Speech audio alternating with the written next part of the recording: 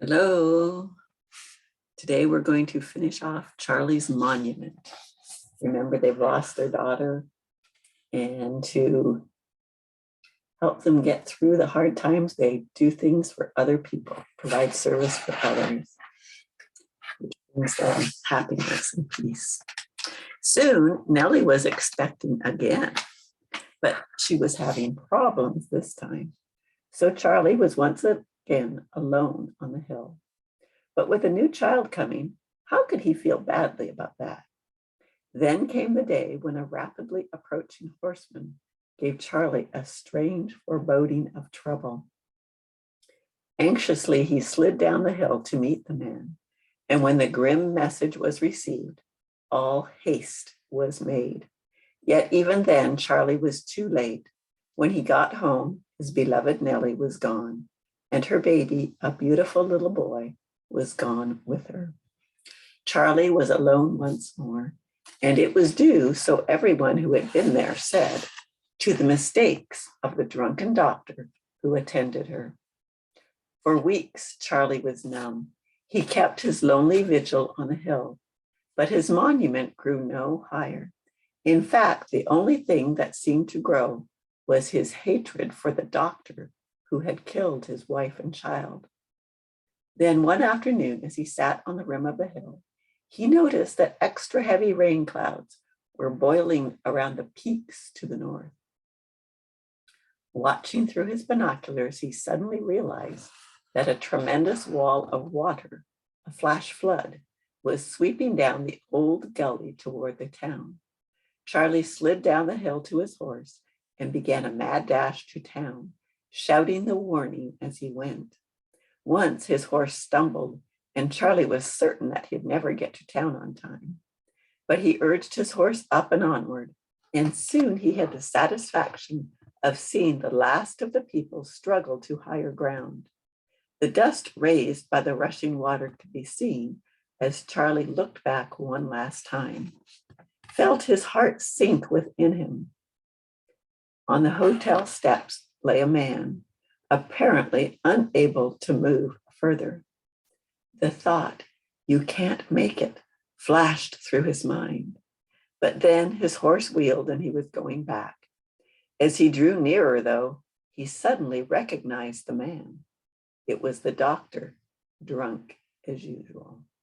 Charlie almost turned back, feeling exultant that the doctor was finally going to get what he deserved. But then, with a savage curse, he sawed the reins and pulled his horse near the porch. No matter what the man had done, Charlie could not let him down. The race was close, and many who remembered Nellie's death watched in wonder as Charlie risked his life for one he detested so badly.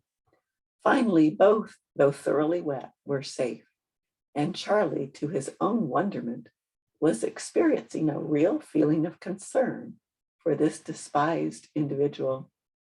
The next day, as Charlie climbed his hill, he once again pushed a stone before him, and in his mind he could see Nellie, her eyes flashing in merriment, expressing approval of his renewed work.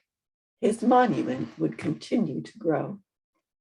The years came and went, and not always were Charlie's efforts successful.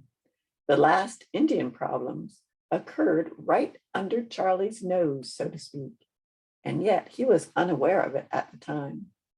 A hue and cry was raised for his dismissal, and Charlie experienced again the bitter taste of failure as he carefully wrote out his resignation. But cooler heads prevailed. Charlie was encouraged by a wise and benevolent town council, and his job on the hill continued.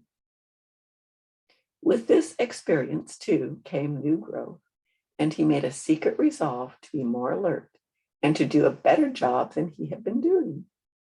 In time, his desire for excellence became almost a passion, and through the years, he constantly taught himself new skills and habits.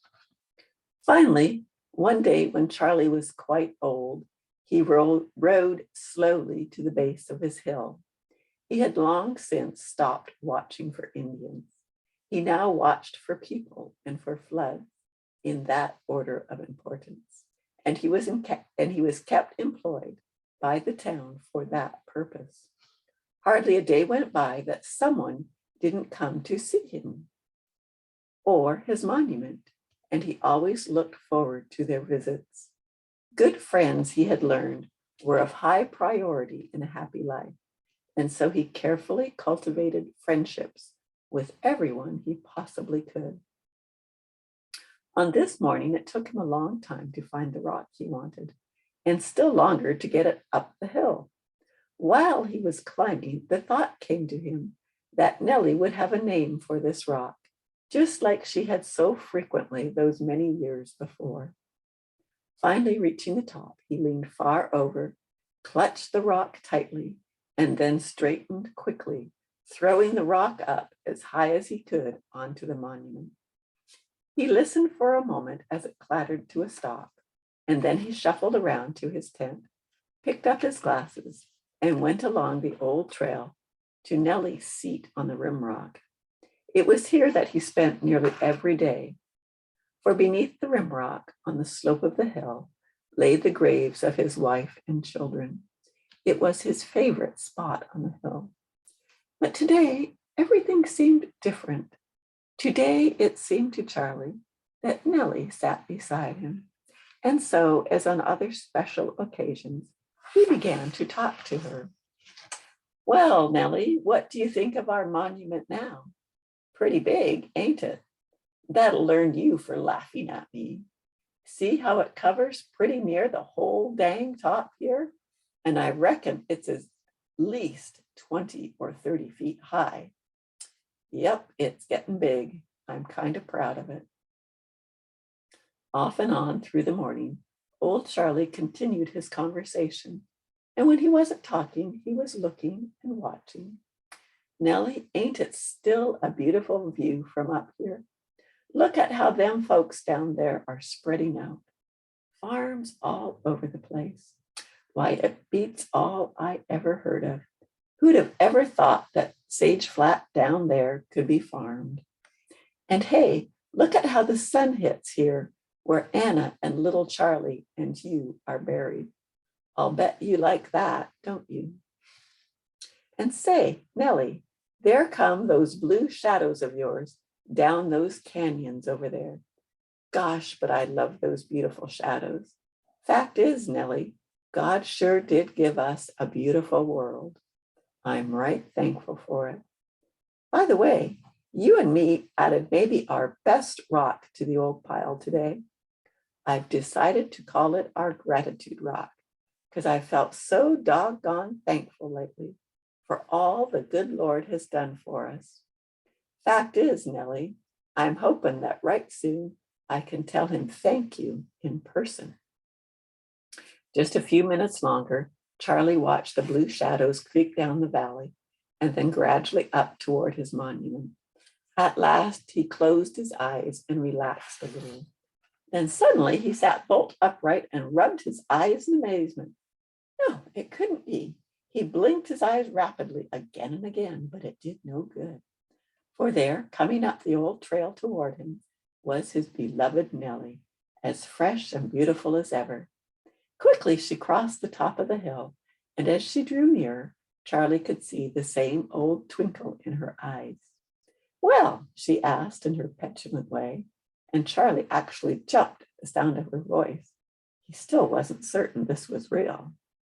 Charles Edward Langley, Jr., I declare, what kind of gentleman are you, sitting there in the presence of a lady? Alarmed and embarrassed, Charlie jumped to his feet, and only then did he realize that she was teasing him, and a slow grin spread across his face as he held out his hand to her. Nellie, what in? Hush, Charles. I'll answer all your questions in a minute. Now stand still and let me look at you. Numbly, Charlie watched her as she stood, chin in hand, and studiously regarded him, her gaze going from his head to his feet. To say Charlie was confused would have been a gross understatement. I declare, she said at length, I always thought so. I even said it would be so, but until now, I was never certain. I'm happy to know I was right. Nellie, what on earth are you talking about? Charles, what an awful joke. But to answer your question, of course, I'm talking about you, about your arms and legs. You don't look one whit better with 2 arms and straight legs than you did before. I always told them it wouldn't make a bit of difference. Now, come on, you simply can't sit dreaming on the edge of this hill forever. Charlie just stared at her, his mind in a daze. Then Nellie took his hand and led him off the hill. And he had only a moment to wonder at the ease with which she moved and at the other arm swinging freely at his side. Quickly then he glanced back, and he wasn't surprised at all to see himself lying quietly on the rimrock, apparently asleep, with a happy smile of relief and anticipation on his face.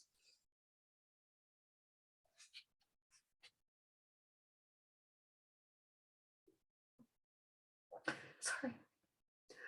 The years have come enough, and anyone in the little town will live fast. Explained proudly how the giant old monument came to be on top of Boston.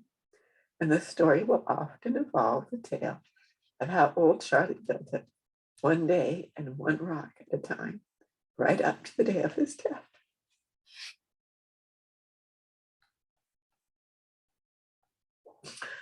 But if a visitor is lucky enough to ask one of Joseph Adams' children or grandchildren, or one of the many descendants of a reformed drunken doctor, or perhaps one of the countless descendants of dozens of others helped by crippled old Charlie and his beloved wife, Nellie, that visitor will hear an entirely different story. Yet it too will be the story of Charlie's warrior.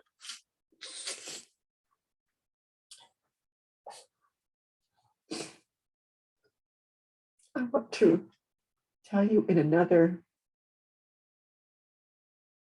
story post about the story behind the book. And we might think that this is actually a book of fiction, but it is actually a book that's really about some real people.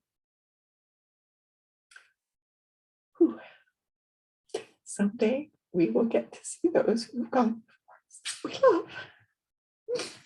And remember, Coronation.